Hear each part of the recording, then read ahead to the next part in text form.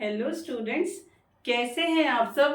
पूरी आशा करती हूँ कि स्वस्थ होंगे, मस्त होंगे। आज इस वीडियो में हम क्या करने वाले हैं, क्लास 9th का हिस्ट्री का chapter socialism in Europe and Russian revolution. देखो, चैप्टर के नाम में ही चैप्टर है कि हम पढ़ने क्या वाले हैं कि पूरे यूरोप में, यूरोप आपको पता है एक कॉन्टिनेंट है, एक महाद्वीप है, उसमें बहुत सारे कंट्रीज हैं। तो हमें देखना है कि यूरोप में सोशलिज्म, ये आइडियोलॉजी कैसे आई, लोग इसकी तरफ अट्रैक्ट कैसे हुए। तो सोशलिज्म है क्या और लोग पूरे यूरोप में सोशलिज्म कब आया और कब लोग इसकी तरफ अट्रैक्ट हो गए, एक बात तो हमें ये देखना है। प्लस सोशलिज्म तो इंडिया ने भी अपनाया हुआ है, बहुत सारे कंट्रीज ने अपना रखा है, लेकिन पूरे विश्व में अगर सबसे बड़ी सोशलिस्ट कंट्री बनी तो वो रशिया।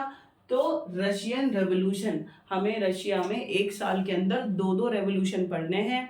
एक हमें पढ़ना है फरवरी रेवोल्यूशन 1917 और एक हमें पढ़ना है अक्टूबर रेवोल्यूशन 1917। एक साल में एक देश ने दो दो क्रांतियां देखी हैं। तो हमें रशिया के इन रेवोल्यूशंस के बारे में पढ़ना होगा। क्यों? क्योंकि लोग क्या चाह रहे हैं, सोशलिज्म चाह रहे हैं। राजा से ऑटोक्रेटिक मोनार्क, जो डेस्पोटिज्म है, जो अनलिमिटेड पावर उनके पास है, उनसे पीछा छुड़ाना चाह रहे हैं। तो एक आधा चैप्टर किसके बारे में, पहले डिवाइड करके देखो। आधा सिर्फ हम फोकस करेंगे रशिया के ऊपर कि रशिया में ऑटोक्रेटिक मोनार्की सिस्टम था, राजा ने आतंक मचाया हुआ था और उससे पीछा छुड़ाकर कौन कौन से वो रीजन है जिसकी वजह से जनता परेशान हो गई, वर्कर पीजेंट्स ने राजा के खिलाफ क्रांति करी और सोशलिज्म कैसे आया। तो आधा चैप्टर हम रशिया के बारे में पढ़ेंगे और आधा चैप्टर किसके बारे में पढ़ेंगे, आधा चैप्टर यूरोप, पूरे यूरोप के बारे में पढ़ने वाले हैं कि यूरोप में सोशलिज्म कैसे आया।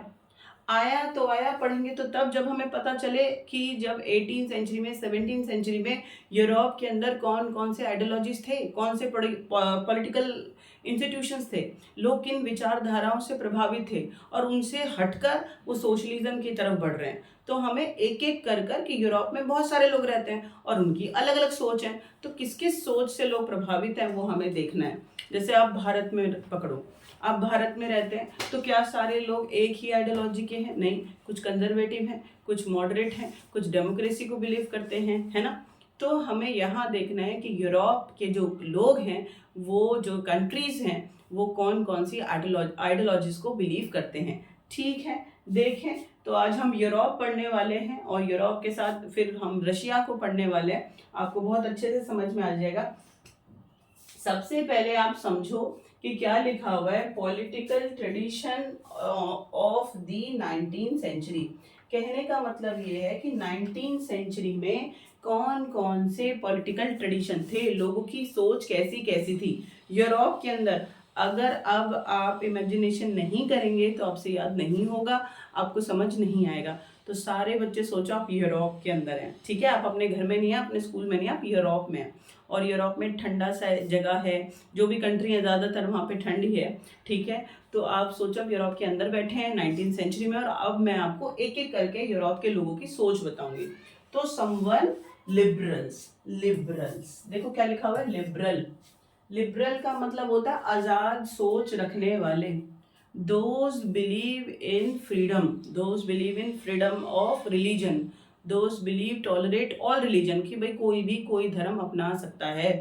Those against unlimited power of monarch, जो राजा की अनलिमिटेड पावर को कंडेम करते हैं और क्रिटिसाइज करते हैं कि राजा के पास अनलिमिटेड पावर नहीं होनी चाहिए, ठीक है। And those didn't believe in adult franchise, universal adult franchise, ऐसे लोग जो यूनिवर्सल एडल्ट फ्रेंचाइजी में बिलीव नहीं करते। हम तो करते हैं, हम तो डेमोक्रेट है, ठीक है, हम डेमोक्रेटिक कंट्री में रहते हैं। तो यूनिवर्सल एडल्ट फ्रेंचाइजी कि जो भी 18 से ऊपर होगा, मेल या फीमेल, उन्हें वोटिंग राइट मिलेगा। लेकिन जो लोग यूनिवर्सल एडल्ट फ्रेंचाइजी में बिलीव नहीं करते और जो लोग ये बिलीव करते हैं कि जिनके पास प्रॉपर्टी होती है, वो भी मैन, औरतों को तो छोड़ ही दो, चाहे प्रॉपर्टी है या नहीं है, सिर्फ मैन जिनके पास प्रॉपर्टी है, सिर्फ उन्हीं को वोटिंग राइट होना चाहिए, वो लिबरल होते हैं। तो वोटिंग राइट सबको नहीं देना चाहते, सिर्फ प्रॉपर्टी ओनोइंग मैन को देना चाहते हैं जिनके पास प्रॉपर्टी है। प्लस यूनिवर्सल एडल्ट फ्रेंचाइजी में बिलीव नहीं करते, plus they criticize unlimited power of monarch, plus they believed freedom of all religion, वो विश्वास करते हैं कि आप जिस धर्म में चाहो आप उसमें प्रैक्टिस कर सकते हैं, ठीक है। प्लस इंडिपेंडेंट जुडिशरी सिस्टम, यानी कैसा चाहते हैं, इंडिपेंडेंट जुडिशरी सिस्टम कि सबको न्याय बराबर मिले, ठीक है। तो अपने देश के अंदर इंडिपेंडेंट जुडिशरी सिस्टम चाहते हैं। Plus parliamentary form of government चाहते हैं, चुनी हुई सरकार चाहते हैं। तो अगर कोई लिबरल है तो उसमें ये सारे फीचर होंगे। क्या क्या होंगे देखो, फ्रीडम ऑफ रिलीजन में बिलीव करेगा, रिप्रेजेंटेटिव इलेक्टेड पार्लियामेंट्री गवर्नमेंट में बिलीव करेगा, इंडिपेंडेंट जुडिशरी में बिलीव करेगा, जो राइट टू वोट है सिर्फ प्रॉपर्टी जिनके पास है सिर्फ उन लोगों को देना चाहते हैं। तो अगर कोई लिबरल है तो उसकी ऐसी सोच होगी। अब आप सोच के देखो कि क्या आप लिबरल हैं। ठीक है, लिबरल और डेमोक्रेट्स, हम एक डेमोक्रेटिक कंट्री में रहते हैं और हम डेमोक्रेट हैं। लिबरल और डेमोक्रेट हूबहू थ्योरी है, हूबहू आइडियोलॉजी है, सिर्फ एक डिफरेंस है। ठीक है, जो लिबरल्स होते हैं वो यूनिवर्सल एडल्ट फ्रेंचाइजी सबके लिए वोट में बिलीव नहीं करते, और जो डेमोक्रेट्स होते हैं वो सबके वोटिंग राइट में बिलीव करते हैं। बाकी दोनों आप थ्योरी देख लो, बिल्कुल सेम है। तो होपफुली आपको समझ में आया होगा कि लिबरल कौन होते हैं। आज़ाद सोच रखने वाले, सबके लिए बराबरी मांगने वाले, और जो मुनार्क की अनलिमिटेड पावर है उसे क्रिटिसाइज करने वाले कि राजा की पावर भी लिमिटेड होनी चाहिए, ये नहीं सारी पावर उसके हाथ में चले जाए। Elected parliamentary form of government, चुनी हुई सरकार में बिलीव करते हैं, इंडिपेंडेंट जुडिशरी में बिलीव करते हैं। तो होपफुली यू अंडरस्टैंड कि लिबरल क्या क्या चाहते हैं, आपके सामने है, कोई दिक्कत वाली बात नहीं है। आगे चलते हैं, क्या लिखा हुआ है। Now let's talk about radical कौन होते हैं। लिबरल समझ आ गया। अब हम देखते हैं यूरोप में कुछ लोग थे जो लिबरल थे और लिबरल सोच रखते थे, अब कुछ लोग रेडिकल है। अब रेडिकल कौन होते हैं, ठीक है, कुछ लोग रेडिकल हैं। देखो रेडिकल जो होंगे ना, वो चाहेंगे कि किसी भी देश के अंदर गवर्नमेंट, एक इम्पॉर्टेंट इंफॉर्मेशन, अगर आपको 9th और 10th क्लास के सोशल साइंस के नोट्स चाहिए, या आपको 11th और 12th क्लास के हिस्ट्री ऑफ पॉलिटिकल साइंस के नोट्स चाहिए, तो फिर आप मेरे नॉलेज हब ऐप को ज्वाइन कर सकते हैं, या आप मेरे टेलीग्राम लिंक को ज्वाइन कर सकते हैं। दोनों आपको डिस्क्रिप्शन बॉक्स में मिल जाएगा लिंक। आप यहाँ से इजी लैंग्वेज में बहुत अच्छे से एक्सप्लेनेशन है नोट्स में, आप पढ़ सकते हैं। तो आपकी जो स्टडी का जो पूरा रास्ता है वो बहुत आसान होने वाला है। आप वीडियोस को देखते रहो, नोट्स को पढ़ते रहो और खुश रहो, और आपका एग्जाम अपने आप बहुत अच्छा होने वाला। वो जो मेजॉरिटी पॉपुलेशन चाहती है, चाहे वो मोनार्की गवर्नमेंट है और चाहे वो डिक्टेटर चुन ले सॉरी, चाहे वो ऑटोक्रेटिक राजा को चुन ले, वो चाहते हैं कि गवर्नमेंट वो बने जो पॉपुलेशन, मेजॉरिटी पॉपुलेशन चाहती है। बात समझ में आई क्या कहना चाहती हूँ, कि एक देश में 100% लोग हैं, ठीक है, उनमें से जो मेजॉरिटी में 90% लोग चाहते हैं कि मोनार्की सिस्टम होना चाहिए, तो फिर मोनार्की सिस्टम होना चाहिए। Elected parliamentary form of government होनी चाहिए, तो फिर elected parliamentary form of government चाहती है। यानी वो चाहते हैं सरकार वैसे बने जैसे मेजॉरिटी पॉपुलेशन चाहती है एक कंट्री की। इतनी बात समझ आई। They support women suffragette movement.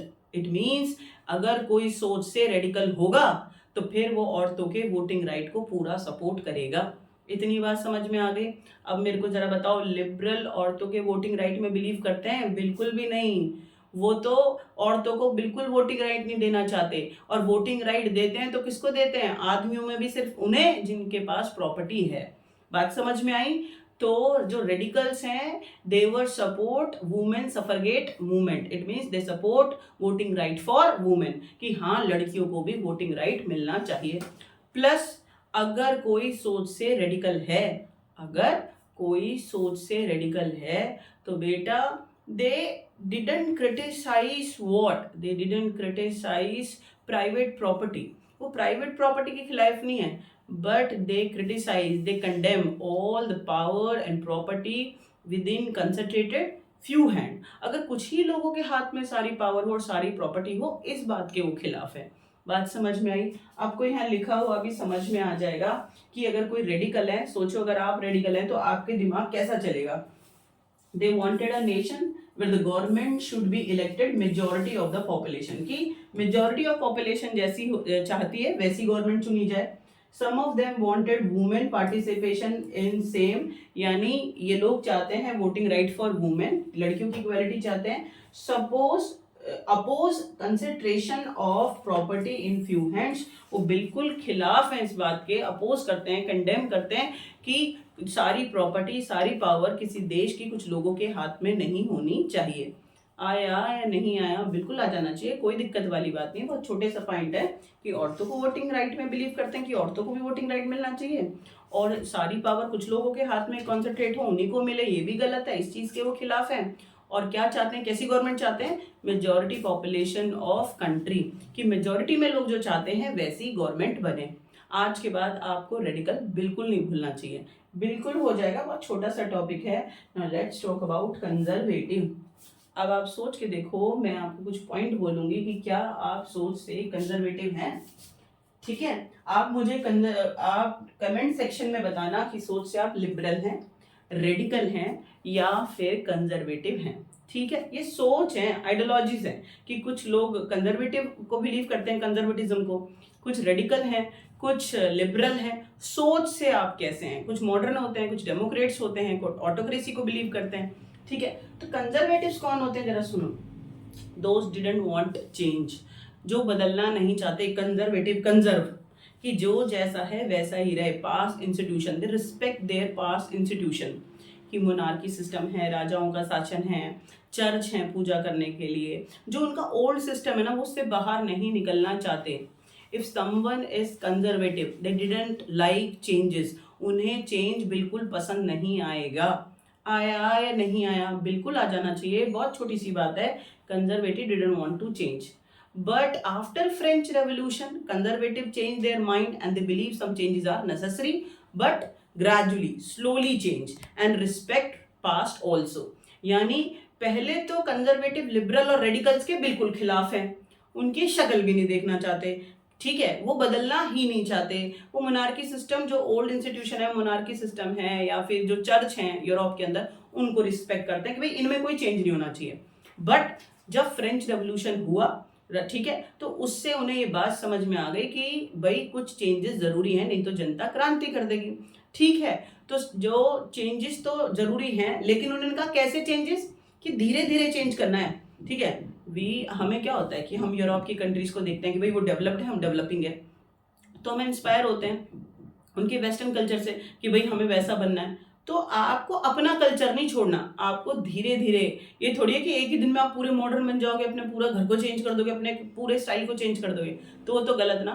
तो कंजर्वेटिव बिलीव कि what is the way to change, कैसे बदलना है।